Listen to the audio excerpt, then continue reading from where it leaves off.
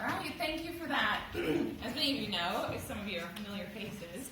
If you were with me yesterday at UKCAT teaching, my voice is going in and out, so I'm not going through puberty, and it's just a bit of a cold, so I will try to project, but forgive my croakiness.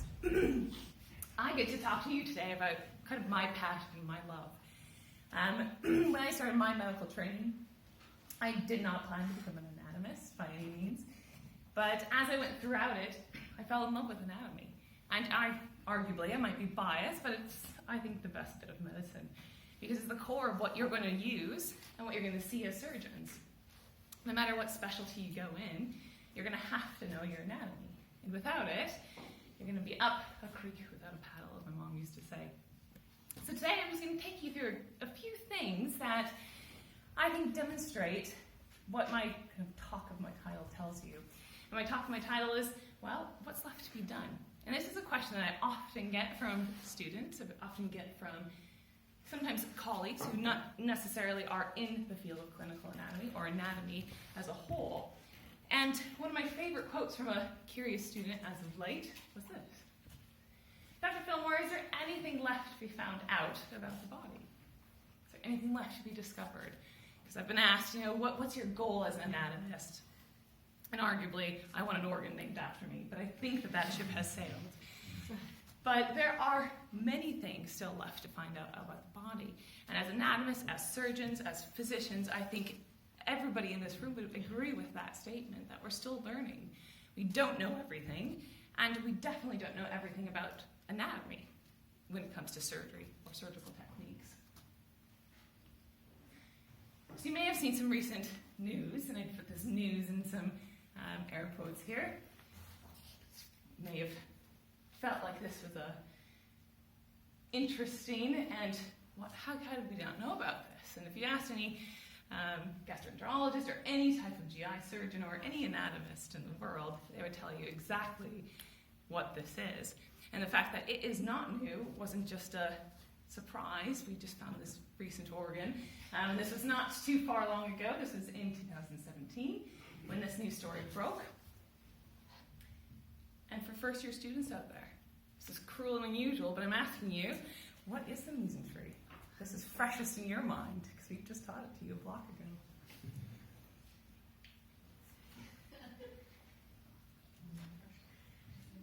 Somebody be brave. What is the mesentery?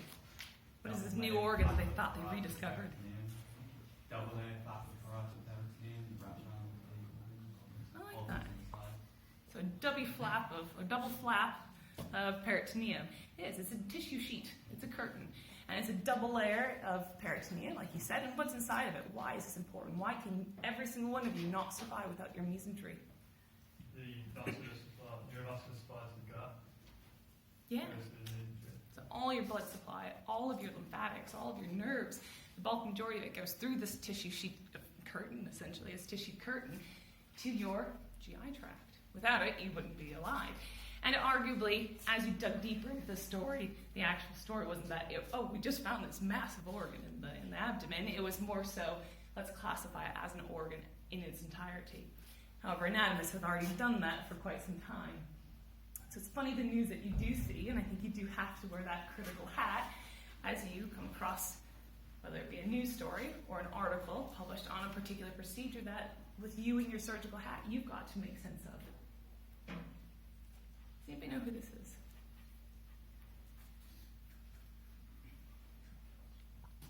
If you're French, you might.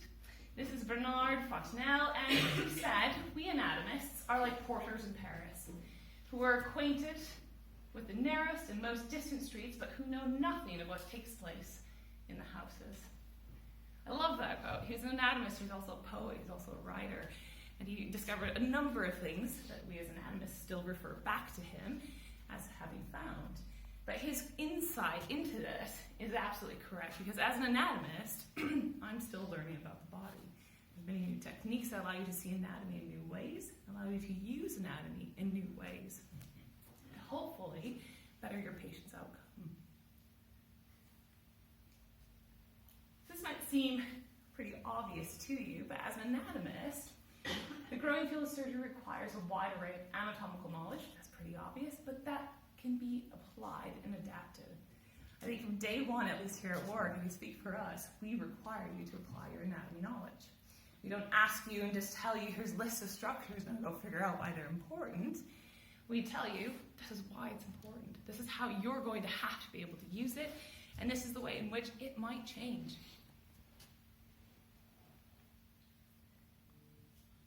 So who can tell me what the latissimus dorsi is? It's a little bit cruel for our first years because you were about to go into block 4 on Monday. But you might know it anyway. What is it? Muscle on your back. Muscle on your back. I like it. You've got one really bold person. I love it. What does it do? Somebody else. I like it. Get one of these in the back. Be a bit more specific than a fist bump in the air. Sometimes described as the climbing muscle, Climbing muscle. Why do you need it when you climb? because it's inserting into the top of the humerus to help pulls down. Yeah. So what's that action of the humerus called when we go like this?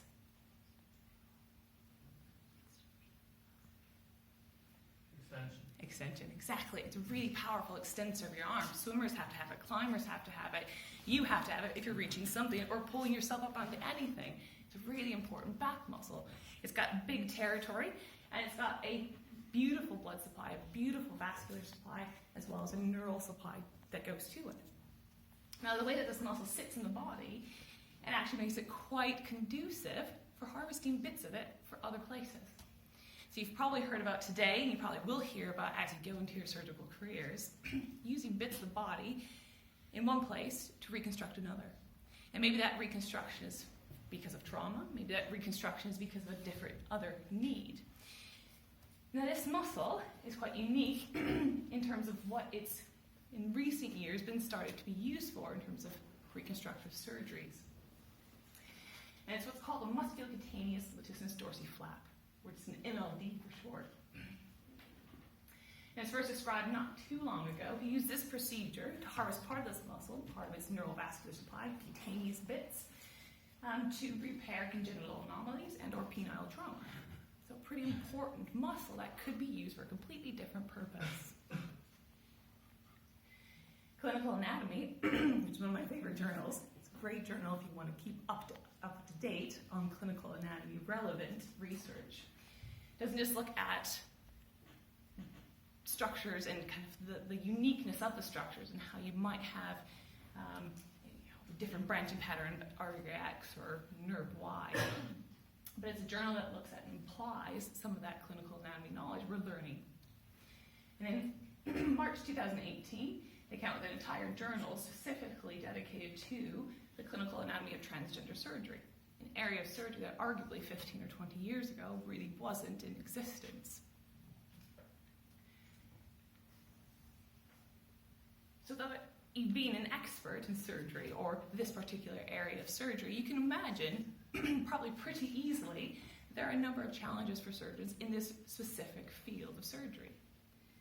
Some of those are just listed here in terms of creating a new phallus that, something that's actually usable, that has sensation, that actually is able to, not leave the site from where that was harvested from, that tissue was harvested from, damaged too much for that original site to be used.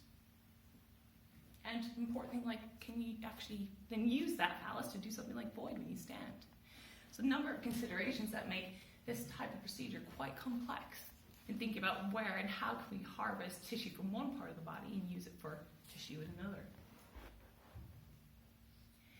And recent research has pointed to and has shown that this particular area of the body and harvesting a bit of muscle from this region, the latissimus dorsi, is actually quite favorable because of its blood supply, because of its neural supply, and because of what you're able to leave behind at that donor site. So the harvest site is also an area that can be aesthetically hidden in patients as well. And this just shows you and kind of walks you through a couple of the incisions that would need to be made for a female to male transition. Incisions near the mom pubis as well as the inguinal incision. And that's going to allow you to tap into the blood supply, the neural supply that's in that region with tissues that you've harvested from that MLD flap. It's pretty incredible. Because it's the idea that something that was never intended to be used as X can be because of the anatomy, because of the advances that we've made, and because of potential needs that we have in the patient population that we will see and serve. And so it kind of comes back full circle to that wonderful talk that we just heard about technology. Technology in surgery, and how that is one of the most powerful driving advances that we have in this field. And it's going to shape how you use anatomy, what anatomy you can use, what anatomy you can access, and how you're going to practice that surgical technique or that reconstruction or creation. Who in here knows what a pectus excavatum is?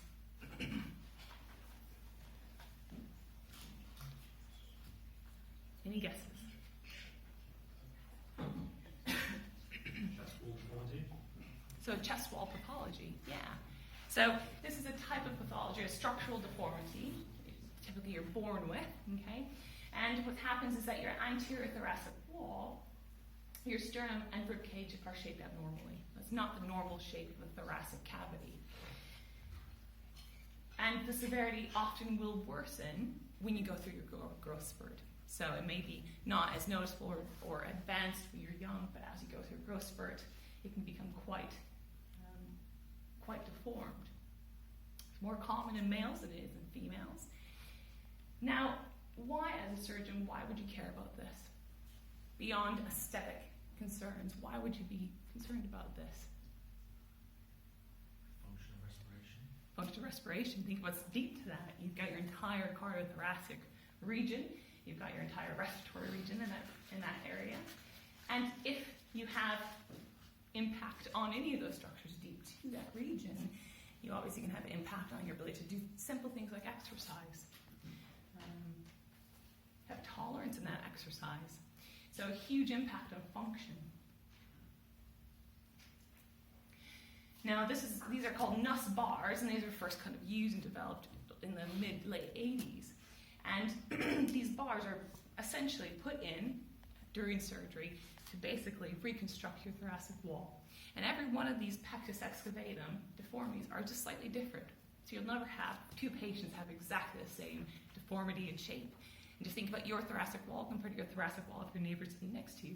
Has different shape, has a different depth, has different angulations of the bones themselves. So they have their own complications, these bars that you can implant into patients. And some of them are quite obvious, like infection, or you might have allergies to the bars themselves. But more importantly, you might overcorrect and have to actually subsequently re-go in and put extra bars in, or adjust those bars placement because they've displaced after they've been put in.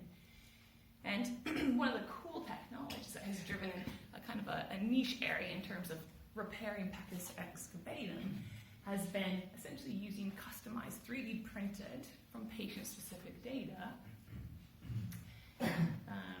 essentially models that surgeons can use, look at, interact with, customize these implants, these bars, so that when they actually do the surgery, they are custom fit, like they were made for the person because they were.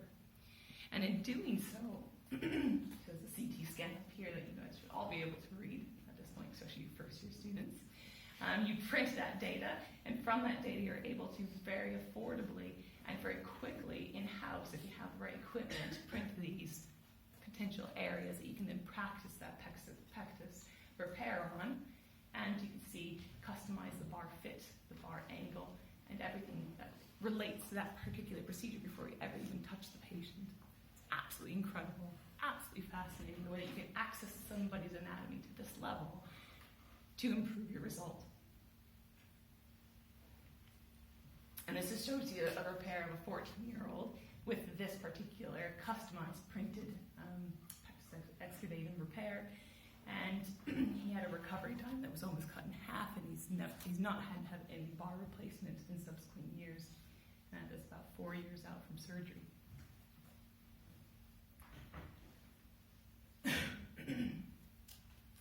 So the internal thoracic artery, switching from some bones and some soft tissues to some vascularity. Where does this vessel come from? Where does it branch off of? Subclavian artery on each side, absolutely. And what does it normally do? Why do you want this artery to be working in yourself? your anterior intercostal arteries. Yeah, so feel your ribs, give them a prod.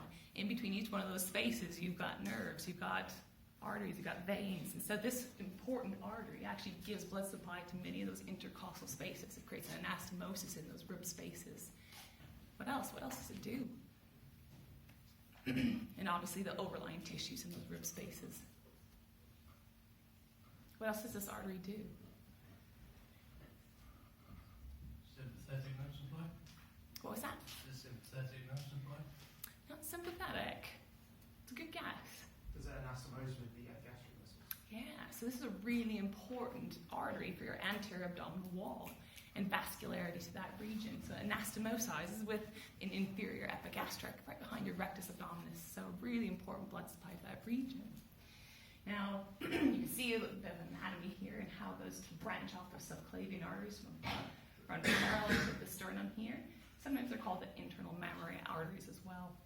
And they terminate eventually as the musculophrenic, brings some blood supply to that very important diaphragm we all need to keep alive, and that superior epigastric artery that we mentioned earlier. What type of image is this? It's an X-ray, yeah, her X-ray back there. Does it look normal? What do you notice? Look at the bony osteology. And it's a bit small.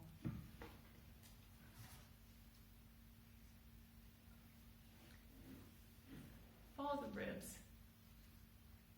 Do the edges of the ribs look normal? Or a bit abnormal? Especially as we get down here.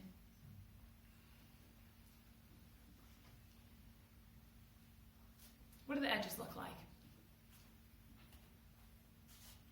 Normally ribs have a very smooth edge, don't they? Can you see how you have a bit of what looks like fluffy edge to that rib? Almost a little bit of curvature to it. A little notching. We talked about this not too long ago, first years, how you can get rib notching. How can you get rib notching? How does that relate to this particular artery? What might this artery have to do if something else fails? If you have a blockage of the subclavians, you get more flow going down the internal thoracic, which then causes notching on the ribs. It's a really good start. Is it an issue with subclavians typically? Think big red. Think your aorta. Okay? If you have a coarctation of your aorta, you're going to force blood through those subclavians and then into those internal thoracics. So notice here, this is a arch of the aorta here, and you have a coarctation or pinching, a very strong narrowing. And if we know that we have a narrowing there, we're compromising blood flow to the rest of the body. Okay?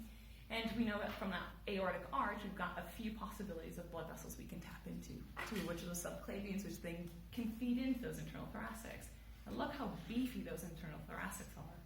They have taken up a lot of that contralateral flow that needs to use this route to then go through those subsequent rib spaces and other potential anastomotic regions to actually bring blood supply to the rest of the body, the lower levels. Really important if you have a pathology like this. If you don't have a pathology like a coarctation of the aorta, pinching, you can use those to harvest for, and you've just seen that in the last presentation for cabbage. What does cabbage mean? Yeah, it's a coronary arterial bypass graft. And so this is a patient case pretty recently in the literature that looked at a 78-year-old who was referred for cabbage. And so they kind of went in, they did all the normal pre-op prep stuff that you would do when you think about doing a cabbage procedure, replacing that left anterior descending artery in the heart with one of these internal thoracics. And this is one of the interesting things that I think highlights the importance of not only knowing your anatomy and what anatomy can be affected when one part of it fails, but thinking on your feet as a surgeon. Because you're going to have these cases that do buck the norm, that do challenge you and call you out, I think, when you're essentially in there. You can prepare as best you can, but you will still have surprises. So I think it's about being flexible as well in terms of how you use that anatomy when you find surprises like this. Because when they're prepping the left internal thoracic artery in theater, the surgeon noticed something quite peculiar. This is an image taken post-op because they did not complete the surgery. The red arrow should help you. What's going on here?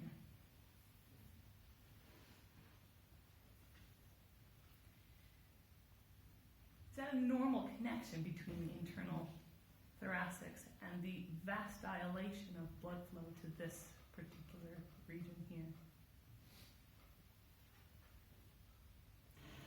Do you think that your internal thoracics are your bulk primary blood supply to your GI tract, including organs like your liver? No. In this patient, you can see a hugely dilated left internal thoracic and collateral pathways that had to develop because of other peripheral problems in this particular patient. And this is just a case report of one, but undoubtedly other surgeons have seen this as well, where you have essentially the primary blood supply to the entire GI tract was coming from this left internal thoracic. So you can imagine if you harvested that, you might have some dire consequences. Easily you could have had acute bowel ischemia because you're cutting off this essentially unique blood supply to the gut because of this patient's particular condition. So expect the unexpected. Now I'm going to finish up on this because I think sometimes it's very easy as you're learning what you need to know right now in terms of your anatomy to get bogged down in the details and forget that there's a patient behind all of the reason why you're learning this. And I think overall, I think you're going to have to, as surgeons, not only know your anatomy front, back, forwards, and sideways. I don't think any of the surgeons in here would say that they regret knowing the amount of anatomy they do. If anything, we probably always want more. That you'll need to know your anatomy well enough to use it, well enough to think in those unexpected situations, well enough to think forward in terms of using anatomy in ways that perhaps you never thought anatomy could be useful. Thank you, guys.